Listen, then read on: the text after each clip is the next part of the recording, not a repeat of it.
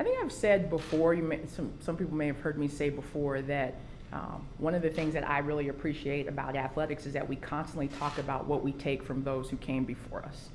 And so it's been a privilege to be poured into by so many, including David Williams, who, as you said, and as people know, I was very close to.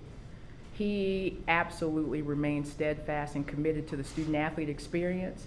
And I think that is the responsibility of all of us who are a part of this endeavor in college athletics. And I think that every leader stands on their own. And so Candice is going to have to be Candice. But I absolutely appreciate everything from David and everyone that's poured into me. David was fiscally conservative. There were concerns that Malcolm was not as fiscally conservative. How will you approach how you decide where to spend money? We're going to be fiscally responsible. That's a value of our department and our university.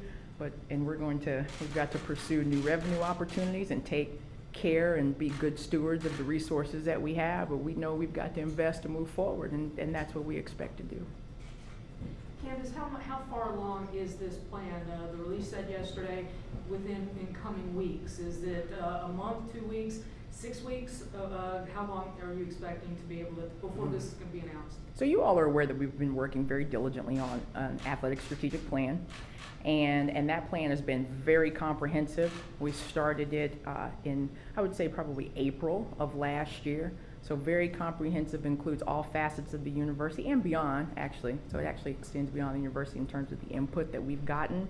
I think you'll find that we're going to come out with that very soon. But what that strategic plan is a first step. It's going to highlight the priorities for the next 4 to 5 years, and we will make decisions based on that priority or those priorities. So that will be a first step. It's not an end-all, be-all. It's a first step, and that's coming very soon. What was your role in the devising of that with Malcolm in the past few months? I'm sorry, what was your role in terms of working with Malcolm on that plan? So I worked alongside him as well as other university administrators very closely. We had both a core group and then a larger group that we depended upon to get feedback, look at peer institutions, look at trends, make sure we were assessing the fan base, our faculty, our staff. I mean, we've hit every stakeholder group, and so I was intimately involved, as were many people in this room, in that process. Numerous coaches have kind of endorsed you as the permanent AD the last couple days. What's been your reaction to hearing endorsements from your colleagues in that way? I've been very appreciative. I mean, we've spent a lot of time building rapport, getting to know each other, and so to me, that's indicative of what we do every day, and that's just rely on one another as a family. And so I'm very appreciative, but it's indicative of who we are. What are the challenges of leading the department with when the incoming chancellor is not yet here, and I guess how often are you in communication with Jim Meyer? Well, I think the challenges are I prefer to look at them as opportunities for us to build upon, and those are the same because we're moving forward, right? So what we're trying to do is make sure that we're articulating our values, we're setting priorities, we're investing in the student-athlete experience first and foremost, we're being communicative, we're making sure that within our walls and externally we're everything that Commodore Nation expects us to be. And so I appreciate the leadership of Interim Chancellor Wente. I also have heard from Chancellor Dearmeyer and appreciate his support of our department as well. And I think by all accounts, I think in athletics, it's been made very clear that we're an important part of this institution and we're going to move forward together. The one Vanderbilt theme is real, and we're living that out. Yeah, as a lot of people describe Malcolm as kind of an outside-the-box hire. You've been here for a long time. You went to school here. You were a student-athlete here. How does that kind of give you a different perspective than the athletic director that came before you? I prefer not to compare myself to them. I can just tell you from my perspective, I have sat in the shoes of the people that we're called to serve. And I hope that lends itself to understanding what it is that these young people expect from us, what it is that the staff needs to show up every day with energy and feel good about what we do. And I think everybody that's come before me did that their way, and I respect that. But I can only do it my way. So I do appreciate your question. Can you talk about the historical significance of you taking this job in the first black woman to build an SEC school athletic department? I've heard from so many people. I'm so humbled by how people have experienced this decision.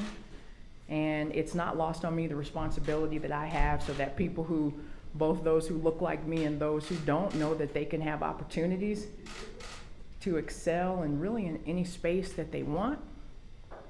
I have been, for the last 24 hours, just trying to have my head down and working, but I understand the responsibility that this is, and I think that the most important thing is we have to get to the point where there are other, Carla Williams was the first African American woman to lead a Power 5 institution, and we need a second, and a third, and a fourth, and then we'll know we're truly making a difference. But it is not lost on me. I'm very grateful, and I take the responsibility very seriously. You talked to Teresa Phillips over at Tennessee State. Y'all played here in this program, and she's been through this.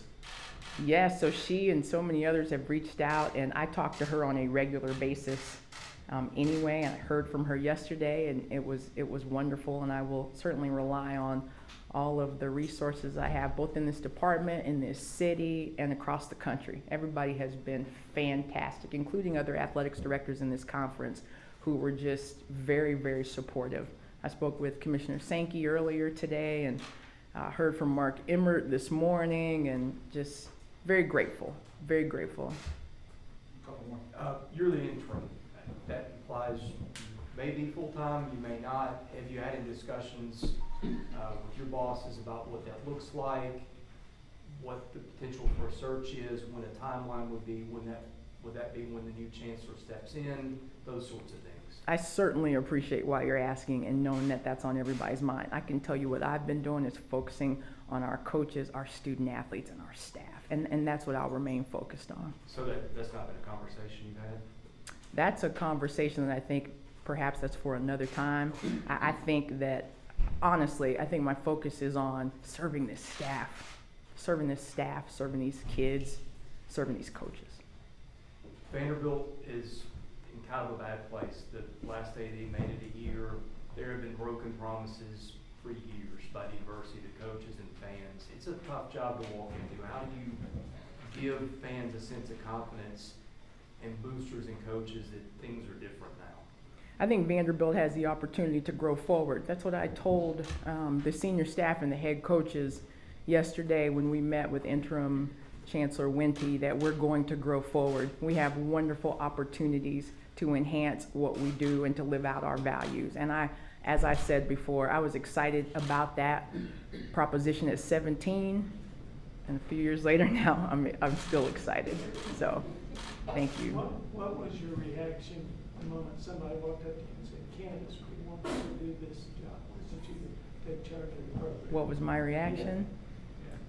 Yeah. I said, okay. Just I said, okay, and all of us show up here every day to serve. Sometimes your service, you don't always get to decide what that looks like. But the opportunity to continue to serve in this space, I would be remiss if I said I wasn't thrilled to do it. Again, I've been where our student athletes are. I've been a staff member. I've walked these walls and these streets and these paths with this community, and I couldn't be more proud to serve in this capacity. And so I said, okay. Great. Thanks everyone. Thank you.